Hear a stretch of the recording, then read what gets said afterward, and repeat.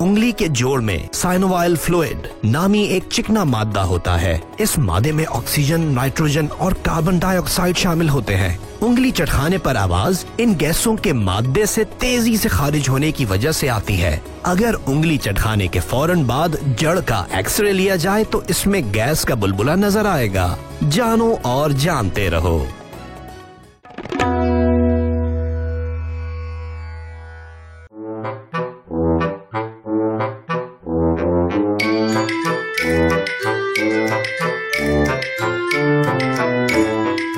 دیکھنے میں کتنا دلچسپ لگتا ہے یہ ٹیڑھے میڑے ہاتھوں کو لکھتا دیکھ کر، مگر ان کا یہ طریقہ کتنا مشکل ہے یا ایک عام سی بات ہے. والدین بالکل فورس کرتے ہیں. والدین کی پہلی خواہش یہی ہوتی ہے کہ ان کے بچہ ہر کام سیدھے ہاتھ سے کرے. جس پیریڈ میں نے اس کو فورس کیا تھا کہ یہ رائٹ ہینڈ سے لکھنا شروع کرے، اس میں بہت اس کا جو کہنا چاہیے بہت شارٹ ٹیمپرڈ ہو گیا تھا. Is a social stigma that a lot of children, for example, are outcast because they do things differently. They're forced by their teachers to use their right hand, and a lot of the time they don't even understand what the problem is.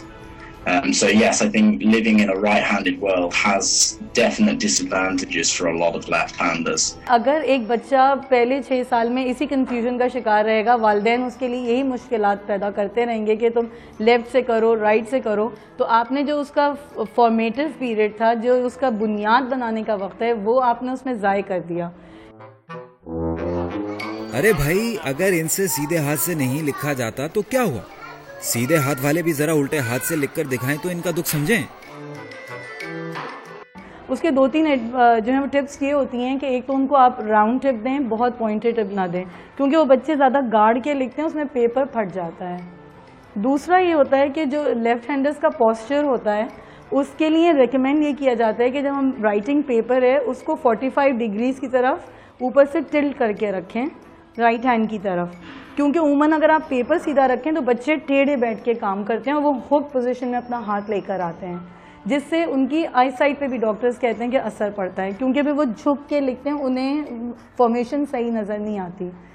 بس ایسے لکھیں کہ آپ کی teacher کو سمجھ آ جائے، لیکن اس کے لیے الٹے ہاتھ والوں کو بھی سمجھ ہو کہ وہ بھی سمجھ کر لکھیں. سمجھ گئے؟ نہیں تو چلیں کسی ٹیچر سے ہی سمجھ لیتے ہیں کہ لکھتے ہوئے کن باتوں کو دھیان میں رکھیں. جو رائٹ ہینڈرز کی رائٹنگ کا سٹائل ہوتا ہے اس میں انہیں پین کو پل کرنا ہوتا ہے، جو کہ آسان ہوتا ہے، اور لیفٹ ہینڈرز کو پینسل کو پش کرنا ہوتا ہے. اس وجہ سے لیفٹ ہینڈرز جب رائٹنگ شروع کرتے ہیں تو ان کو پرابلمز ہوتی ہیں. بچہ اگر قدرتی طور پہ لیفٹ ہینڈیڈ ہے تو آپ پھر رائٹ ہینڈ سے کیوں فورس کریں؟ بچہ تو کنفیوز ہو جائے گا.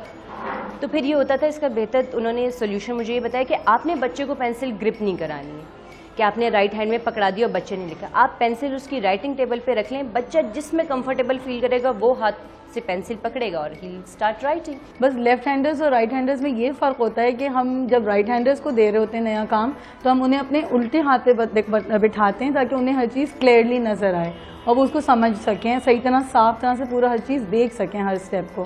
اور جو لیفٹ ہینڈرز بچوں کو جب ہم کام کراتے ہیں تو ہم انہیں سیدھے ہاتھ پہ بٹھاتے ہیں تاکہ ان کے لیے اس طرح سے کلیئر چیز ہو. اس لیے کہ جو بڑی کلاسز میں جا کے جو اسکولز میں بعض اسکولز میں فرنیچر ہوتا ہے کہ اس میں آرم ریسٹ جو ہے وہ جڑا ہوا ہوتا ہے، وہ سیدھے ہاتھ کے بچوں کے لیے سہولت دیتا ہے، لیکن لیفٹ ہینڈرز کے لیے وہ پریشانی کا باعث بنتا ہے. اور وہ چیئر جس کو ہم اپنی اصطلاح میں ٹیبلٹ چیئر کہتے ہیں کہ جس کے اندر جو رائٹنگ ڈیوائس ہے وہ اس کے ساتھ فکس ہوتی ہے، تو وہاں عام طور پہ یہ سامنے رکھا جاتا ہے کہ سیدھے ہاتھ سے کام کرنے والا اپنی کتاب یا کاپی کھول کے اگر اس پہ کچھ نوٹ کرے گا تو وہ آسانی کے ساتھ کر سکے گا.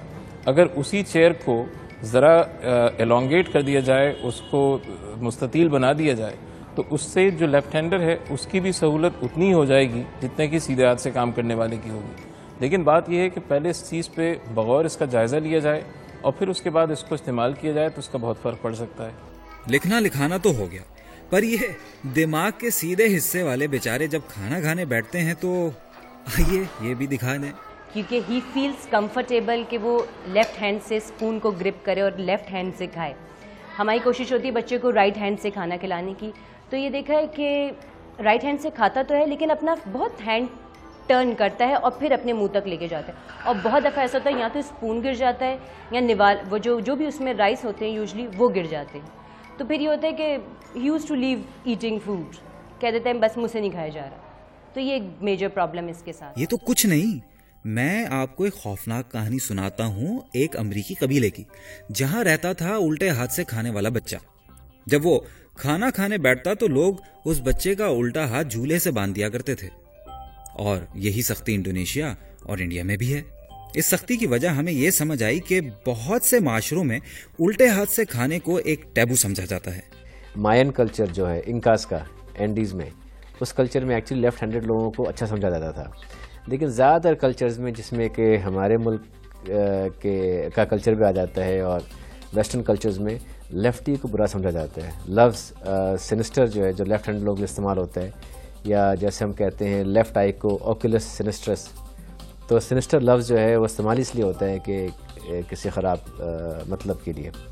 اسی طرح سے جیسے بھارت میں یا سب کانٹیننٹ کے جو کلچرز تھے، یا پھر جو مڈل ایسٹرن کلچرز ہیں یا جو فار ایسٹرن ہیں، ادھر رائٹ ہینڈ کی پریفرنس زیادہ ہے ایز کمپیئر ٹو جو آپ کی یورپین ہیں یا جو امریکنز ہیں یا لیٹن امریکہ وغیرہ ہے۔ Okay, in many countries, left-handedness is considered to be the sinister hand, is considered to be sinful. Now, this, to me, is ridiculous. I don't see why left-handedness is still seen as a stigma, why it's a bad thing. So many successful people are left-handed, and very many of right-handed people aren't successful. So why stigma still surrounds it is rather unknown. I think this is still just related to it being a minority trait. Fewer people are left-handed, so right-handed people don't understand it and they maybe think that this is a bad thing. I don't think this is the case, and I think that many successful people are left-handed. نہ سیدھے کی کوئی اہمیت ہے نہ الٹے کی کوئی اہمیت ہے، اہمیت یہ ہے کہ اللہ تعالیٰ نے آپ کو تخلیق کیسے کیا۔ اگر اللہ نے آپ کے الٹے کو سیدھا تخلیق کیا تو بھائی میں کون ہوتا ہوں آپ کے ہاتھ کو باندھ کے کہنے والا کہ الٹے سے کرو یا سیدھے سے کرو۔ اور یہاں کوئی چور نہیں آیا، بلکہ کوئی بیچارہ لیفٹی اس رائٹی دروازے کا لاک کھولنے کی کوشش کر رہا ہے، یہ جانے بغیر کہ لاک سیدھی طرف کھلتا ہے، بلکہ لاک کیا پوری کی پوری بلڈنگ ہی سیدھے ہاتھ والوں کے لیے بنائی جاتی ہے۔ تو پرائیویٹ اسپیسز میں تو آرکیٹیکٹس یا ڈیزائنرز جو ہیں ان چیزوں کا خیال رکھتے ہیں، لیکن جو کامن اسپیسز ہوتے ہیں یا پبلک اسپیسز ہوتے ہیں وہاں عام طور پہ ان چیزوں کا اتنا زیادہ خیال نہیں رکھا جاتا۔ دنیا بھر میں بھی جہاں مکانات بنتے ہیں اور آرکیٹیکٹ ڈیزائنڈ ہوتے ہیں تو اس میں زیادہ جو ایمفیسس ہوتی ہے وہ پرائیویٹ اسپیسز یا ذاتی استعمال کے جو اسپیسز ہیں وہیں تک محدود رہتی ہے۔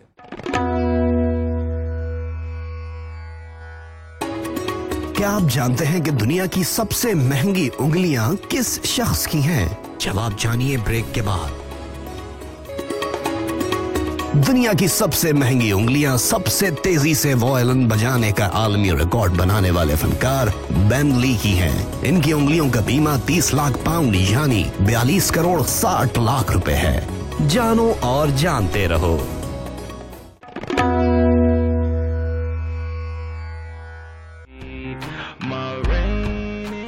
اب ہم آپ کو راز کی بات بتاتے ہیں ان الٹے ہاتھ میں مہارت رکھنے والوں کی۔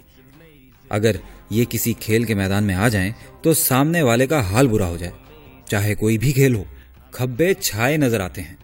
لیفٹ ہینڈرز جو ہوتے ہیں وہ کیونکہ رائٹ ہیمسفیرک پہ ڈپینڈ کرتے ہیں تو موٹر اسکل ان کی شارپ ہوتی ہے، تو اگر وہ یوٹیلائز کر رہے ہیں افیکٹولی اسے، لیفٹ ہینڈیز جو ہیں وہ اچھے اسپورٹس مین ضرور بنیں گے، اچھے ایتھلیٹ بنیں گے، اچھے پلیئرز بنیں گے، ضرور یوں بنیں گے کہ ان کی موٹر اسکل انہانس ہوئی ہوئی ہوتی ہے، اوور گرو ہوتی ہے، اور اسے یوٹیلائز اچھی طرح سے وہ کر سکتے ہیں ایز کمپیئر کہ آپ اگر رائٹ ہینڈرز کی بات کریں۔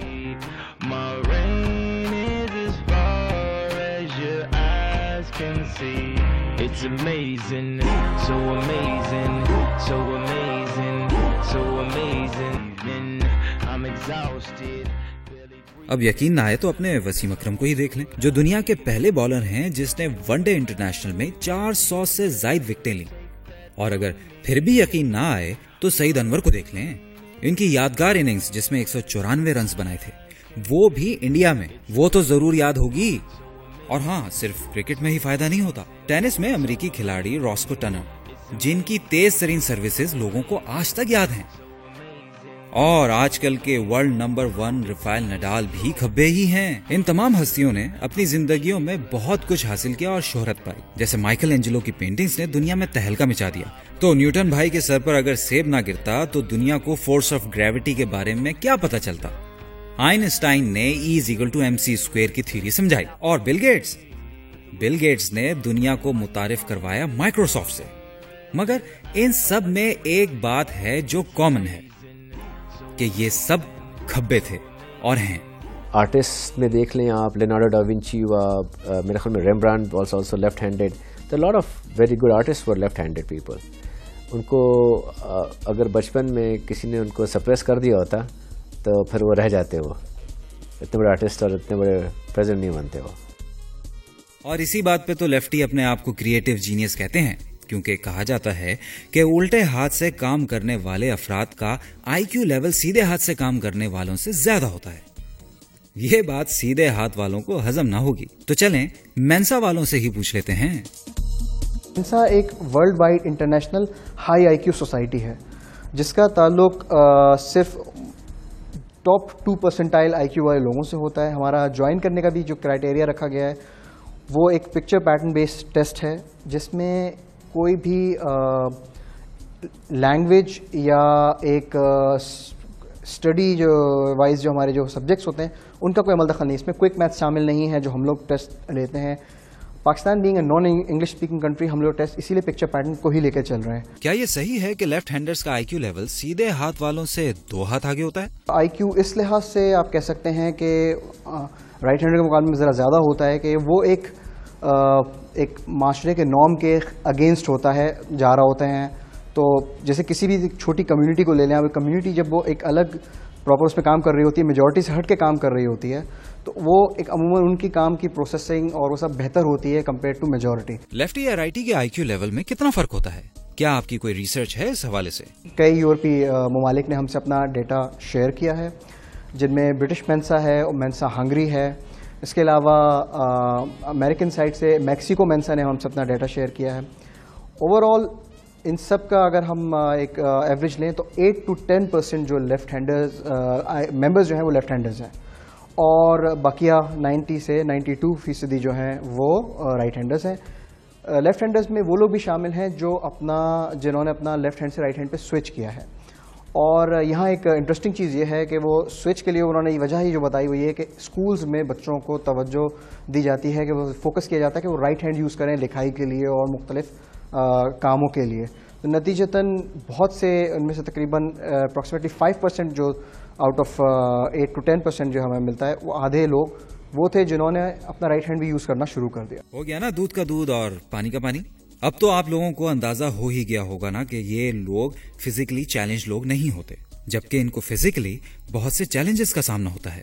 तो उल्टे हाथ वालों में बेशक मर्द ज्यादा हैं, मगर अब ऐसा भी नहीं कि औरतें उल्टे हाथ में महारत रखने वालों में शामिल नहीं। आज एक और मसला हम आपको बता ही देते हैं कि उल्टे हाथ से काम करने वाली खवातीन का सबसे बड़ा मसला है काटना।